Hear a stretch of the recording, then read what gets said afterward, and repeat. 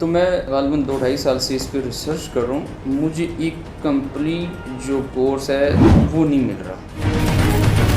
اس کا complete course آپ کو نہیں ملے گا, اس ٹائم چاہیے, دنوں کے حساب سے نہیں سکھا سکتا. اس کی ورڈ کا آپ کو فائدہ نہیں ہوتا جس پہ جو اس ٹریفک کا. تو نیڈ تو انہوں نے کریٹ کی ہے, اٹ واز ناٹ نیڈیڈ.